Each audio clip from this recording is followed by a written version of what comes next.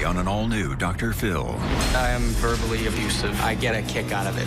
You've got a guy telling you, I get a kick out of jacking with you. She's left him 4 times. You choose him over your children. Yes. But she always comes back. Do you often think you're the smartest guy in the room? Most attractive, not the smartest. You didn't want to come here. I have a very important job that I couldn't leave. We had time to go on a 3-day bender, but you didn't have time to come here for a day.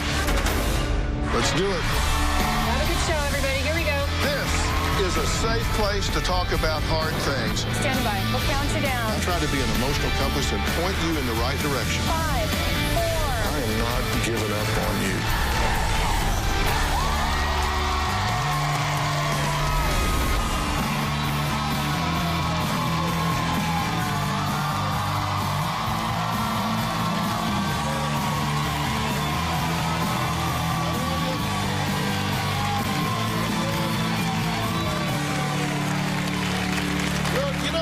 Mothers love to dote on their sons. I know mine did. They're perfect little angels who can do no wrong. Well, Wendy isn't one of those moms. In fact, she says her youngest son, Grant, is a professional con artist.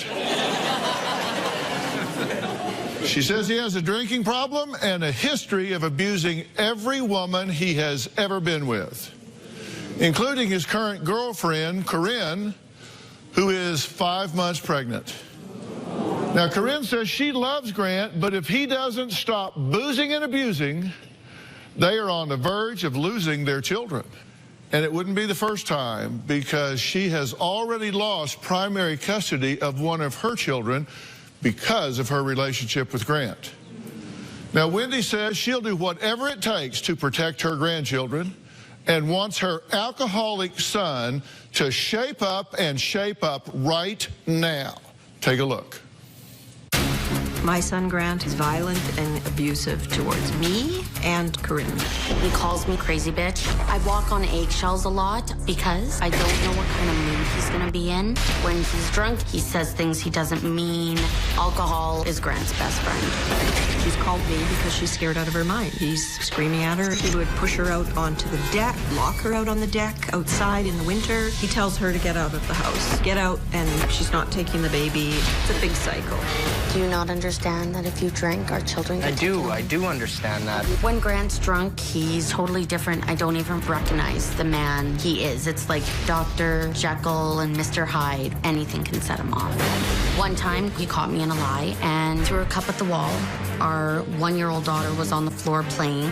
I get angry with Grant because he keeps picking alcohol over his family. I moved out 4 times, and I've come back every time. She leaves or he throws her out. He starts to butter her up. Grant is a con artist because he has manipulated people his whole life to get what he wants. Grant has had a few DUIs. He was in jail. He's been to 1 rehab. Grant needs to get his together. I wonder if he has empathy. I've had enough of Grant's toxic behavior. I think that Corinne needs to break things off and move on with her life. I believe my children deserve a lot more, but I'm scared to leave Grant for good. I'm scared to be without him. He's the love of my life. Okay, you say you don't want to leave him because he's the love of your life, but yet you have children. I do, yes. And if you have to make a choice, you choose him over your children.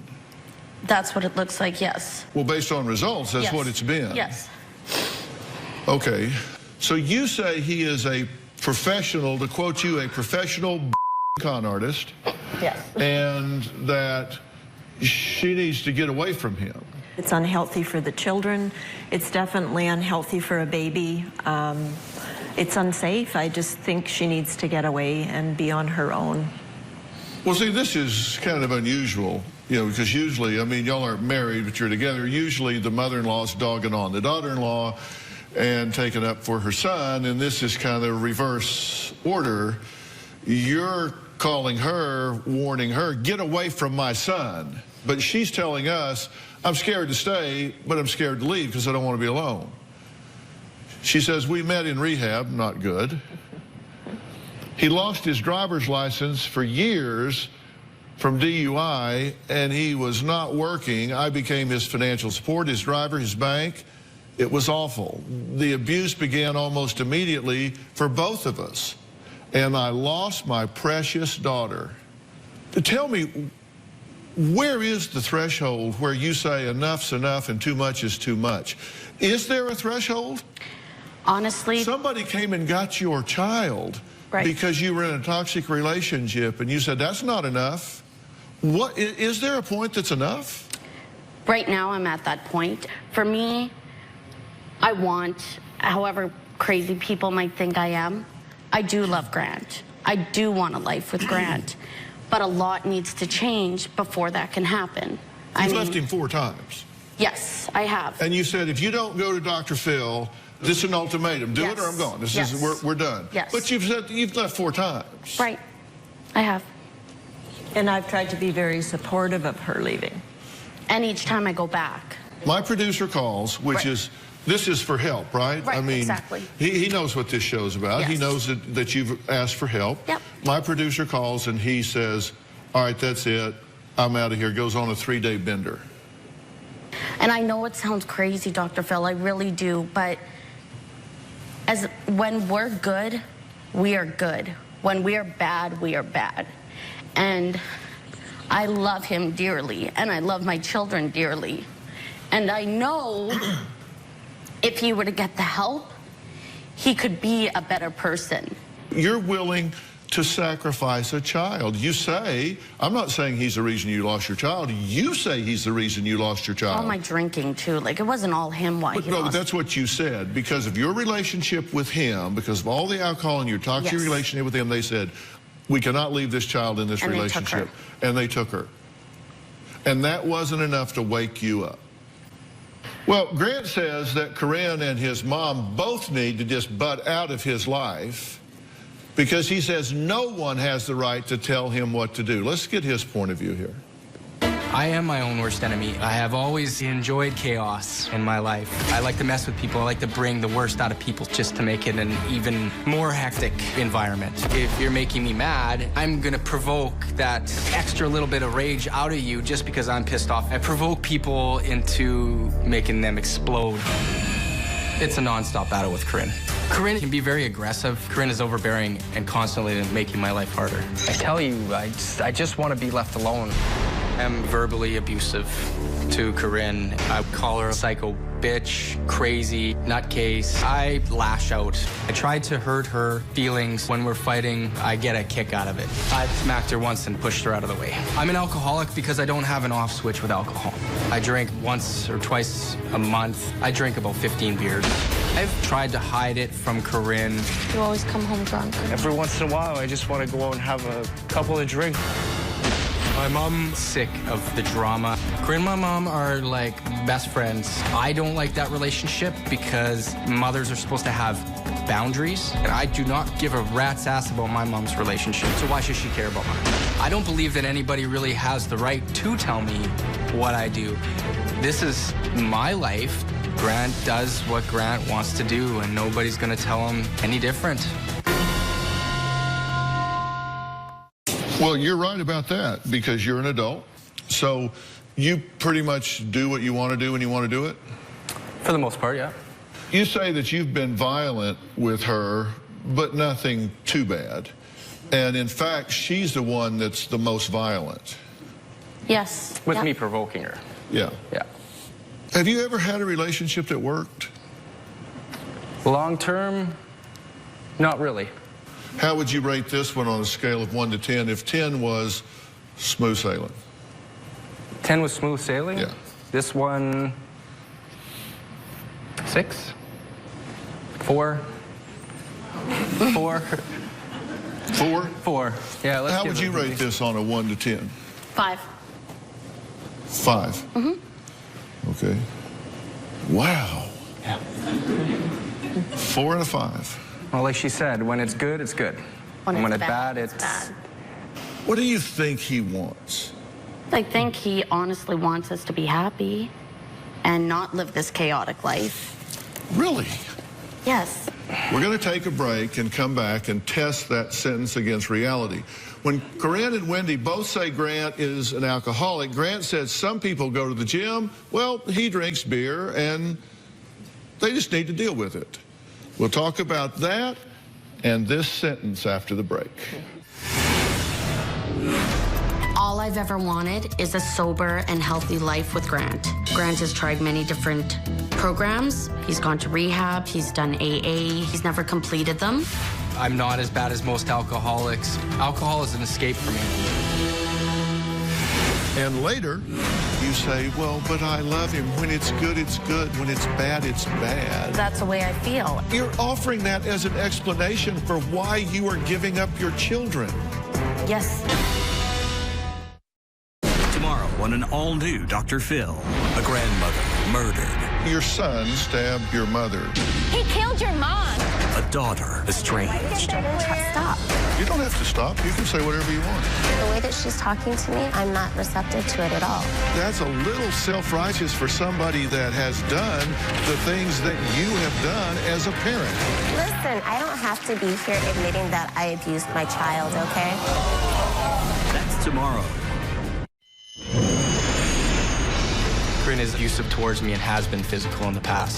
She has attacked me out of pure rage. I start the physical abuse between Grant and I. I'm the one more lashing out. One time, Grant came home. I have a very strict rule that if he drinks, don't come home. That's the bottom line. He came home, and I was nagging him, and I took his phone away. I lost it, and I punched him a couple times in the arm, and I hit him in the face as well. I feel this rage building up inside me. It feels like I'm going to explode. I sometimes enjoy pushing Corinne's buttons. The more you love somebody, the more passion for that person is there. And sometimes passion can get distorted with anger. Corinne wrote into the show saying she was scared of her boyfriend Grant. She said things started going downhill when the two had the bright idea to celebrate their sobriety by going on a drinking binge. Well, they met in rehab. Corinne has since stopped drinking, but Grant says that he still uses alcohol. I definitely am an alcoholic. I'm not as bad as most alcoholics. Alcohol is an escape for me. I don't know what's wrong with me. I just feel like every time I can just go out and have 1 or 2 drinks, and it just never turns out that way. Definitely cannot handle 1 or 2 drinks. Grant resents me for being sober or being able to stay sober. I was 15 when I started drinking, and then it turned to the point where I was blacking out.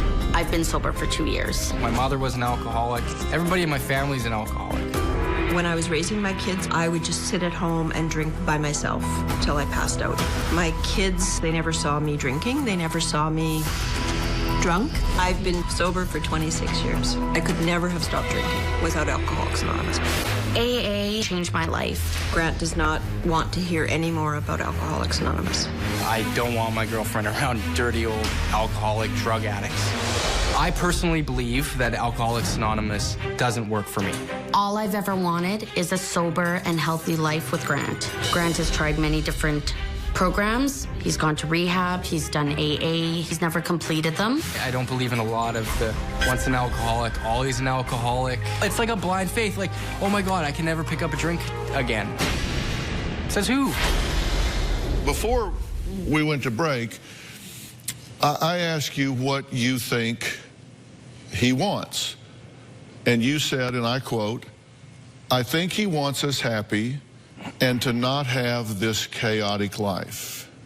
Well, I think words are really powerful. I think words are really important. Words we say to ourselves and words we say to each other. And you didn't want to come here, right? I have a very important job that I couldn't leave at that moment. We had time to go on a 3-day bender. I did say, How did you have time for that, but you didn't have time to come here for a day? That is a good point.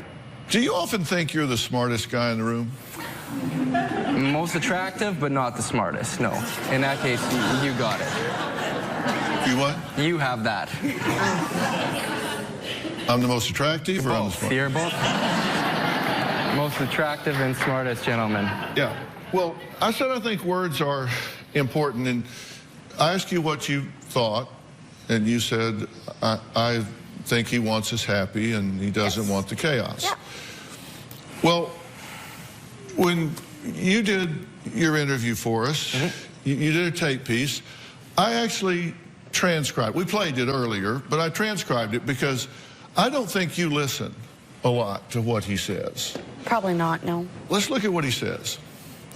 His first line is encouraging to me because it indicates some insight. He says, I'm my own worst enemy, because I think you realize you get in your own way. Oh, yeah, all the time. I have always enjoyed chaos in my life. I have enjoyed chaos in my life. I like to mess with people. I like to bring the worst out in people. To make it even more hectic. I like that. If you're making me mad, I'm going to provoke that extra little bit of rage out of you just because I'm pissed. I provoke people into making them explode. I think words are powerful. What do you think of those words?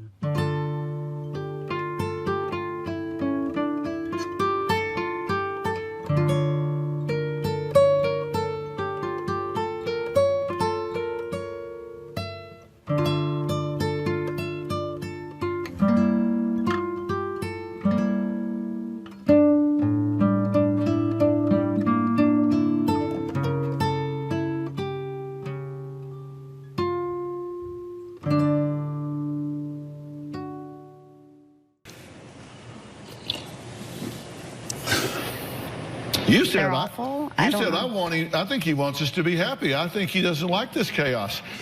He's telling us right here, I love this.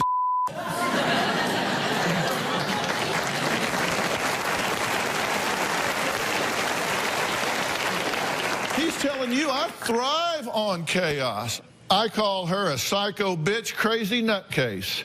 I lash out. I try to hurt her feelings. I try to hurt her feelings. When we're fighting, oh yeah, I get a kick out of it. Now he's just talking. He's just letting his alligator mouth overload his hummingbird ass is what he's doing right here. Our life was good. We both had great jobs, a home, everything was going good. What could possibly go wrong? We drank. And that was the worst decision that we've ever made in our entire relationship. That's when I saw Corinne for the first time. Corinne the alcoholic. And later, you are toxic. If you can't change that, then end this relationship like that.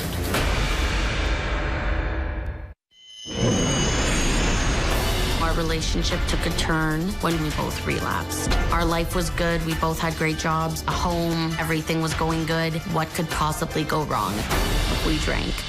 I was 9 months sober. Corinne was 6 months sober. Then the little demon in the back of your head started talking. One day, we decided, let's go get a case of beer and go out to the cabin. And that was the worst decision that we've ever made in our entire relationship. We were gone for 5 days on a binge. We were play fighting downstairs. We had boxing gloves on. We were both drinking. That's when I saw Corinne for the first time. Corinne the alcoholic. He said, "This is how you choke someone out." Something snapped in me, and I punched him in the face, and he fell into the bathtub. That was the end of me. When we drank, we're a very toxic couple. I don't believe anybody. I don't believe anybody has the right to tell me what to do. This is my life. My life. Translation? Selfish. Screw you. Yeah. This is my life. Okay?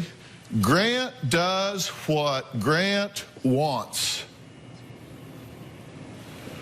Nobody is going to tell him any different. He's now talking about himself in the third person. Okay. So we just asked him to sit down and chat us up for a few minutes, and this is what he said. I did say that, and it's true. But I don't go looking for fights. If someone has, I feel, in my opinion, wronged me or is pissing me off, then I will use that tool to aggravate them or to, let's say, get them back for making me upset. But that's everybody. For the most part, that is a lot of people. So how's that working for you? It's not working out good. And over the years, especially with the kids coming and integrating into a role of fatherhood, I've tried to distance myself from that, but it's hard to reprogram 30 years of hardwired behavior. You say you don't think you're the smartest person in the room. You say people at AA are the most manipulative, sick bastards you could meet. That is one of the comments I have made, yes. Yeah. You said they're wolves in sheep's clothing, dirty old men, drug addicts, just, you know. Yeah, those are, yeah. And I'm one. Yeah. And Corinne's I'm one too, because that has saved my life. If you're so smart, how come you've run your life off in the ditch so bad? I'm obviously You not would argue with a statue. You can't get along with anybody. Yeah. I'm obviously not as smart as I think I am. That's why I'm here. That's the reason No, I you're ended here up. because you got threatened. No, because I'm here because I want the help for future Grant, for my children, for Corinne, for my mom, for their sanity, for my sanity. That's why I'm here. I'm here today sitting in his chair because I believe that there is an opportunity to eradicate the way that I think about certain things. Well, we're going to put that to the test in a minute because I got some questions for all of you. Corinne says she's tried to leave Grant numerous times, but his, quote, lame half-ass apologies keep her coming back for more.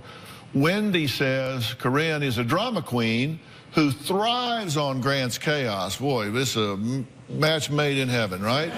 We'll talk about all of that after the break.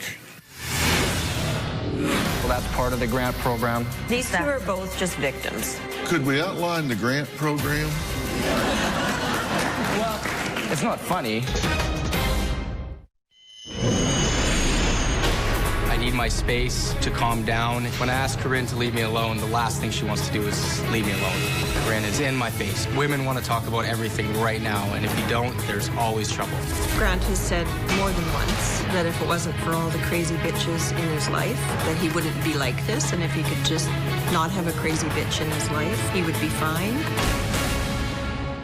Well, Corinne and Wendy have teamed up to get Grant here today. Wendy says she's sick and tired of being stuck in the middle of their relationship.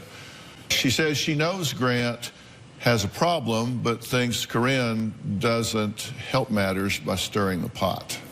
Corinne is a drama queen. Corinne texts and emails me daily about Grant's behavior.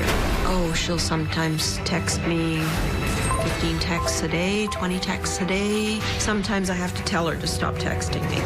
Corinne is high-strung. Corinne is stressed all the time, and Corinne likes to create problems that don't exist. She needs to have skills to manage her own life. Her maturity level is stunted.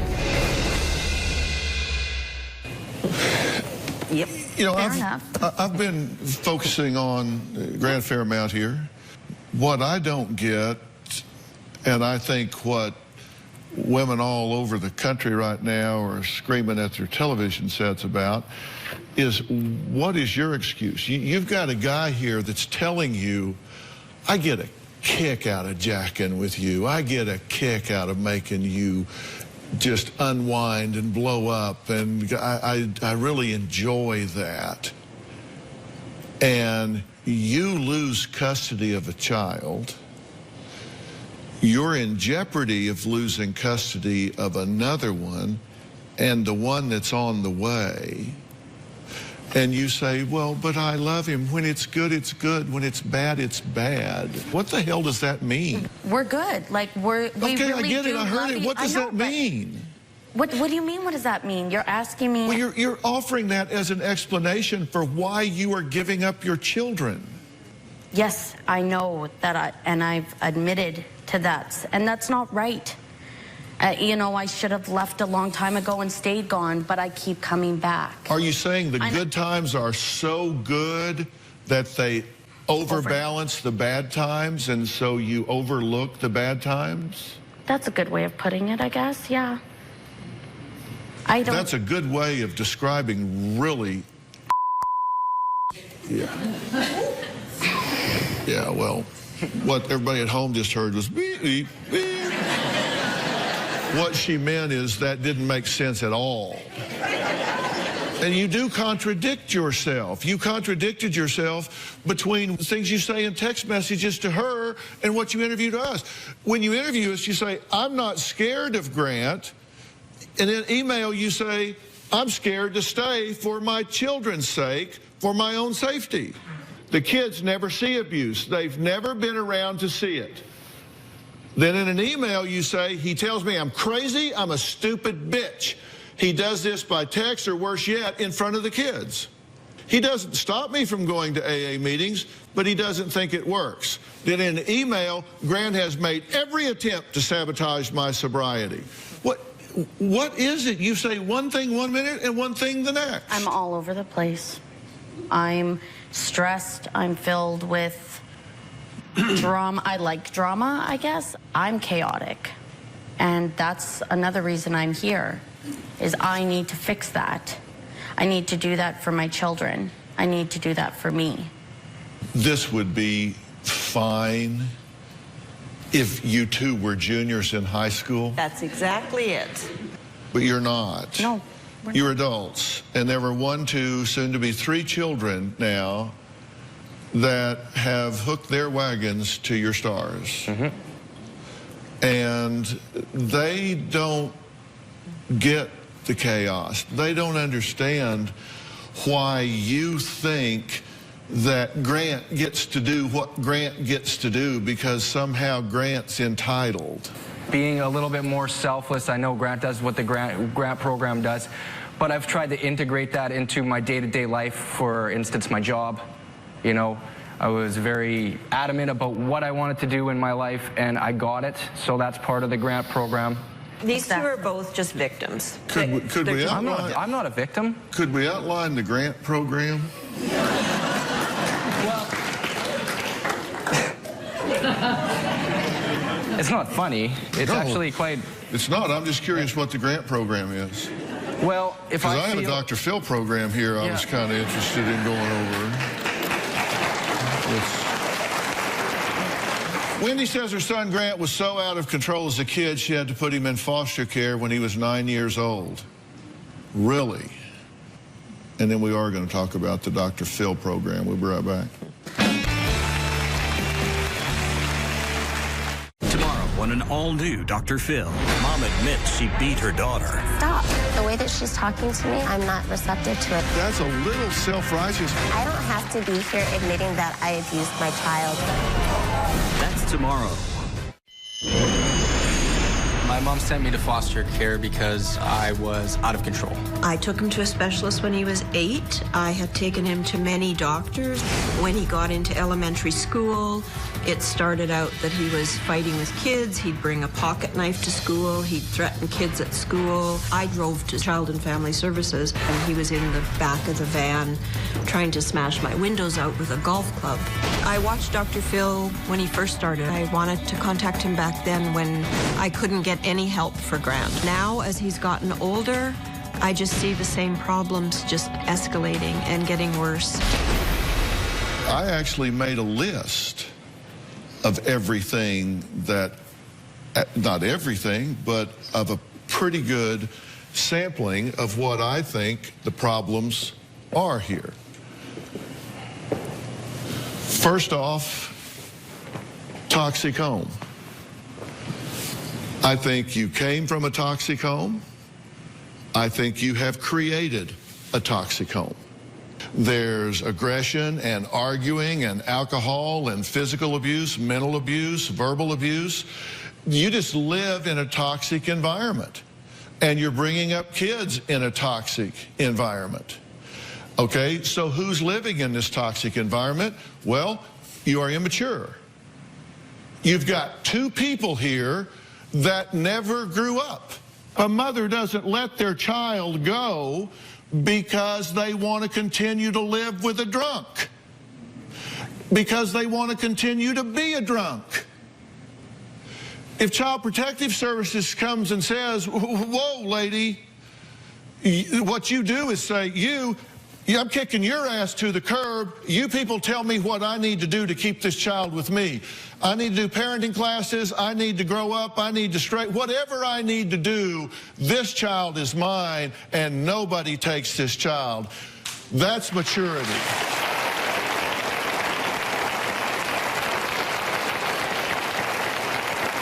You didn't do that, and you didn't do it. You should have done whatever had to do to make sure that woman didn't lose her child.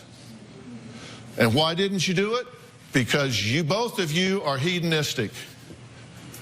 I mean, you seek pleasure and avoid pain. You go for immediate gratification. Because mature people are willing to sacrifice now to get a whole lot later. Yes. But you can't do that when you have poor impulse control. And both of you have extremely poor impulse control. You're both self-indulgent. Everything's now, everything's drama, everything's all about them. And when you feel anger and frustration, you just vent it. Yep. And this is cyclical. You know, this is cyclical. You get verbal and emotional. You've already told us you enjoy it. You get a kick out of it. You like to poke her and just drive her nuts. In the moment. And then so you attack him and you start slapping him and slugging him and kicking him and scratching him. And then he goes, yeah, got her. Man, look at her. She's going nuts. I love this. and then you attack him more, and then you guys are just, you look like a Roadrunner cartoon, except it ain't funny. You got to stop being what's written down next, and that is cynical. I think what's been in the grant program has been pain. Pain. Very cynical. Lots of pain, though. And the interest you got to put ahead of your own. My children. Is your children. And to do that, you have to write an entirely new life script.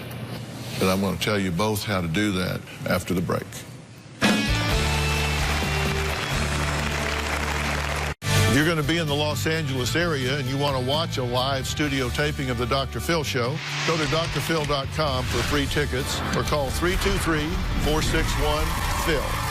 That's 323-461-7445. You have to decide, each of you have to decide, first off, we either fix this or we get away from each other. I mean, that's the foundational decision. Right. If this continues, if I thought this was going to continue, I would tell you to get away from each other before the sun sets today. Just that has to be the predicate upon which everything else is based. And I've said that over and over to them. That's number one. Then number two, you have to decide if you want to try and fix this, then you have to be willing to submit yourself to whatever it takes to get this chaos stopped and get this fixed. And I will get you the professional help to do that. I'm not going to force, require, chase after either one of you to do anything. I will make available to you whatever you feel like gives you the best chance to get the result that you want. I think you have a serious problem with alcohol.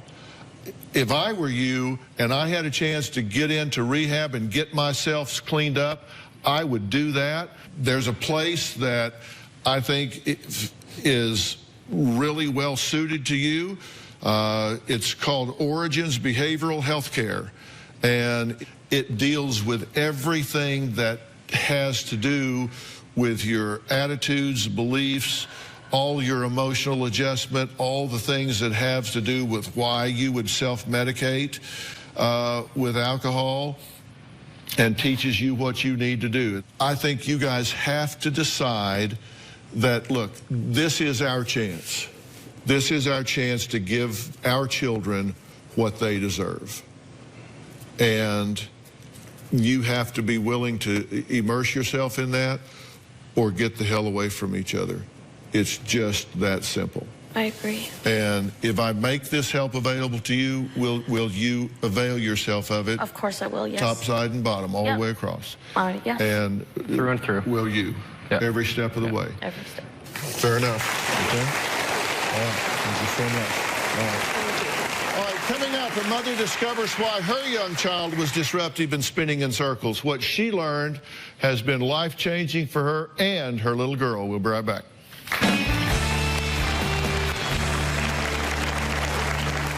Ready to get real? Go to drphil.com for advice on relationships, parenting, finances, and more. Plus, weigh in on your favorite episodes, share your stories, and find support in the Dr. Phil community. When you sign up for the community, you will automatically be subscribed to the Dr. Phil Show newsletter. Log on to drphil.com today. My next guest, Hillary, has 3 beautiful young daughters. Everything seemed picture perfect until 3 months ago when she received news that her 7-year-old was diagnosed with ADHD. Now, Hillary says she is at a loss on how to help her little girl and wonders if she could have prevented her daughter's disorder. Take a look. Hello! Calm down. My middle child, she's out of control. No, I don't want to. My My daughter suffers from attention deficit hyperactivity disorder. She is constantly angry over the smallest things. She just screams and yells. Being around my daughter is like walking on eggshells. Having a child that suffers from ADHD is a struggle every day. Sometimes she gets very wound up that she will sit on the ground and spin in circles. I feel hopeless when I cannot control a situation with her. I feel like I neglect my other children because of my daughter's disorder. I often wonder why it had to be my child. Well, Hillary is here with us, and also joining us is our very good friend, welcome back this season, Dr. Frieda Lewis Hall, Chief Medical Officer of Pfizer.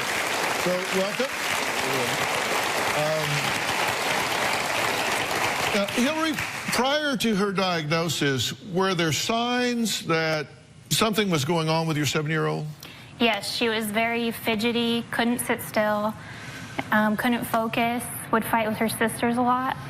Yeah, and siblings do that, of course. And you mentioned that you really feel guilty about your child's ADHD and are kind of wondering if this is your fault. I feel like it's my fault. Like, I'm guilty. There's something I could have done different.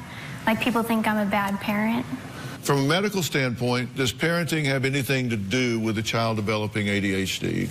I really want to say first to Hillary that attention deficit hyperactivity disorder, or what we call ADHD, is not the result of poor parenting. Is not the result of poor parenting. It's also not the result of common misconceptions like, oh, I let them watch too much television, or they play too many video games, or eat too much sugar. So this is a real medical condition, and it's a common one. About 11% of children school-aged in the United States, so that's ages 4 to 17, are diagnosed with ADHD. That makes it one of the most common brain disorders that affects young children. So what has been the reaction of family members and even the general public to your daughter's behavior? They tell me she has middle child syndrome and she just needs more spankings. Yeah, that's a good plan. So, look, here's the big question. I mean, how can a parent tell when a child is just misbehaving versus it being something more serious, something neurological? The symptoms of ADHD are things like some you mentioned: fidgeting, talking excessively, really being disorganized or disruptive, impatient, interrupting, distracted, also being forgetful or unable to pay attention to detail. So I'm looking and people are like, yeah, that's all kids, right? Well, yes, true. All children may exhibit these behaviors at one point or another, but children with ADHD are a little bit different. They have these behaviors over time, usually 6 months or more before the age of 12, and these behaviors are excessive for their age. How does this show up in the educational process? Because I know her daughter has had an impact and they want her to repeat a grade because of her inattentiveness. It's not unusual for kids with ADHD to have trouble in school, and it can show up as learning disabilities, disruptive behaviors, mood disorders like anxiety and depression. All of these affect what's happening in school. So what are some things that parents can do to help manage their kids' ADHD symptoms? First step, visit to the pediatrician. Your pediatrician may be involved in checking for things like seizure disorders, sleep disorders, things like thyroid problems. These can actually resemble ADHD, so you want to make sure that you know what's going on there. And then you want to make sure that they are properly diagnosed with ADHD. Then a long-term treatment plan gets put in place. There may be a whole range of things that we can do to manage ADHD. It may be behavioral therapy, counseling may be recommended, educational interventions may be needed, and medication might be recommended as well. So ask all the questions that you can possibly ask, get comfortable with the recommendations, put the treatment plan in place. Then you want to really follow it carefully and make sure that if there are any changes in behavior, symptoms, new symptoms, you're in constant touch with your healthcare team. And Hillary, I'm saying this to you and all the parents out there that are in this situation. The first thing you got to do is educate yourself. So, you know, there's so many misconceptions around this disorder, and one of them is that children somehow outgrew ADHD when they became adults. No, not so much. And so what we now know is about 40 to 60% of children with ADHD grow into adults with symptoms of ADHD. So that long-term treatment plan that you and I keep mentioning to you is really important, because you want one that's flexible and can be adjusted to the new environment. It's critical that you get the right diagnosis. For tips on the everyday management of ADHD, as well as links to parenting resources, you can visit gethealthystayhealthy.com. You can also sign up for our monthly newsletter for health information sent directly to your inbox. Thanks for being here again. Thank you. And thanks for sharing this story. I really appreciate it.